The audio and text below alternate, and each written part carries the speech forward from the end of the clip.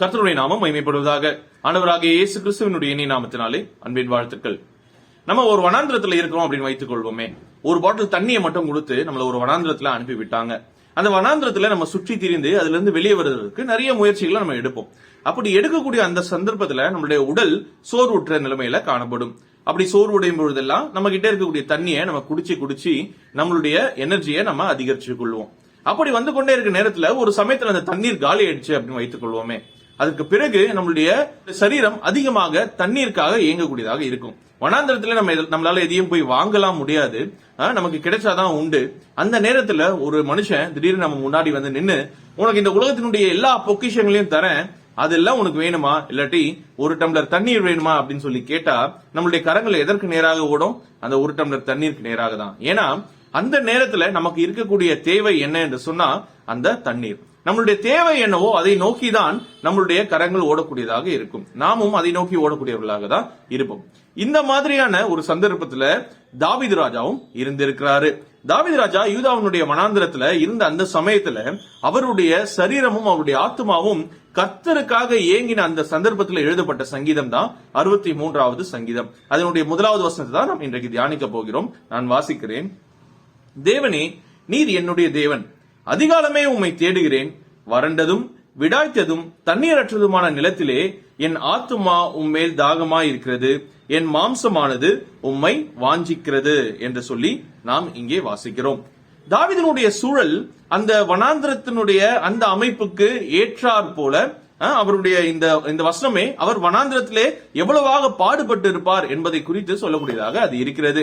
நாம் இந்த வசனத்துல வாசிக்கும் பொழுது அங்க நம்ம வாசிக்கிறோம், வறண்டது விடாய்த்தது தண்ணீரற்ற நிலத்திலே என்னுடைய ஆத்துமா தாகமாய் இருக்கிறது, என்னுடைய மாம்சம் என்னுடைய சரீரமும் உம்மை வாஞ்சிக்கிறது என்று சொல்லி நாம் இங்கே வாசிக்கிறோம். அப்போ மிகவும் சோர்வுடைய நிலைமையிலே இங்கே தாவீது காணப்படுகிறார். வெறும் சரீர பிரகாரமாக மாத்திரமல்ல, மனசோர்வு உடையவராகவும் இங்கே தாவீது காணப்படுகிறார். அவருடைய சரீரம் மாத்திரம் தேவனை வாஞ்சிக்கவில்லை, ஆனால் அவருடைய ஆத்மாவும் வாஞ்சிக்க கூடியதாக இருக்கிறது. நம்ம 2வது வசனத்துல அதை புரிந்து கொள்ள முடியும். அவர் எதை எதிர்பார்க்கிறார்? உம்முடைய பரிசுத்த ஸ்தலத்திலே உம்மை நான் துதிக்க வேண்டும் என்கிற அந்த எண்ணம் உடையவனாக நான் இருக்கிறேன் என்பதை பின்னாடி இருக்கக்கூடிய அந்த மொத்த வசனங்களிலேயும் அவர் சொல்லக்கூடியவராக இருக்கிறார். அப்போ தாவீதுக்கு இந்த இடத்திலே ஒரு ஸ்பிரிச்சுவல் ட்ரைனஸ் காணப்படுகிறது. ஆவிக்குரிய நிலைமையிலே ஒரு வறட்சியானது அவருக்கு காணப்படுகிறது. எந்நேரமும் தேவனுடைய ஆலயத்தில் அவரை துதிக்கக்கூடிய அந்த சந்தர்ப்பம் அவருக்கு வேண்டும் என்று சொல்லி அவர் எண்ணக்கூடியவராக இருக்கிறார். எந்நேரமும் தேவனை நேரடியாக தொடர்பு கொள்ளக்கூடிய இடத்திலே நான் இருக்க வேண்டும் என்று சொல்லி அவர் ஏங்கக்கூடியவராக அவர் இருக்கிறார். எங்கிருந்தாலும் நாம் தேவனை தொழுது கொள்ளலாம், அதுல எந்த ஒரு சந்தேகமும் கிடையாது. ஆனால் அந்த சமாதானத்தோடு கூட நான் தேவனை பாட வேண்டும் என்று சொல்லி யோசிக்கக்கூடியவராக இந்த இடத்திலே தாவீது காணப்படுகிறார். அப்போ இந்த ஸ்பிரிச்சுவல் ட்ரைனஸ் தாவீதுக்கு மட்டும்தான் வந்ததா என்று சொல்லி கேட்டால் அப்படி கிடையாது. இன்றைக்கு காலகட்டத்திலே நமக்கும் இந்த ஆவிக்குரிய வறட்சியானது காணப்படுகிறது. இது எப்படி வரும்? நாமும் வனாந்திரத்திலே சென்றால் வருமா என்று சொல்லி கேட்டால் அது அப்படிப்பட்டது கிடையாது. ஆனால் தேவனுடைய காரியங்களில் இருந்து நாம் நம்மை தள்ளி வைக்க நமக்கு இந்த ஆவிக்குரிய வறட்சியானது காணப்படக்கூடியதாக இருக்கிறது. உதாரணத்திற்கு நாம் தேவனுடைய ஆலயத்திலிருந்து தள்ளி இருக்கிறோம் என்று சொல்லி வைத்துக் கொள்வோம். அதாவது டிஸ்டன்ஸ் அளவுல கிடையாது, ஆனால் ஆலயத்திற்கு தொடர்ச்சியாக செல்லாதபடிக்கு நாம் நம்மை ஒரு படி கீழே இறக்கி கொண்டே வருகிறோம்னு வைத்துக் கொள்வோமே. எல்லா கூட்டங்களிலும் நாம் பங்கேற்காதபடிக்கு, அல்லது தேவனுடைய மனிதர்களோடு கூட நாம் பேசாதபடிக்கு, வேதம் வாசிக்காதபடிக்கு, ஜெபம் பண்ணாதபடிக்கு நம்மை நாமே ரெஸ்ட்ரிக்ட் பண்ணிக்கிறோம் வைத்துக் கொள்வோமே. இந்த சந்தர்ப்பங்கள் எல்லாம் நாம் தேவனை விட்டு விலகி போவதற்கும் ஆவிக்குரிய நிலைமையிலே நாம் வறண்டு போவதற்கும் அது ஒரு முக்கியமான காரணமாக, ஒரே காரணமாக அது காணப்படுகிறது. சரியா? அப்போ சரீர பிரகாரமாக என்னுடைய நாவு வறண்டு போகும் பொழுது எனக்கு எப்படி தண்ணீர் தேவைப்படுகிறதோ, ஆவிக்குரிய நிலைமையிலே என்னுடைய ஆவிக்குரிய வாழ்க்கையானது வறண்டு போகும் பொழுது எனக்கு தேவைப்படக்கூடிய நபர் யார் என்று சொன்னால் கர்த்தராக இருக்கிறார். அதே அந்த வசனம் மிகவும் தெளிவாக நமக்கு நினைப்பூட்டக்கூடியதாக இருக்கிறது.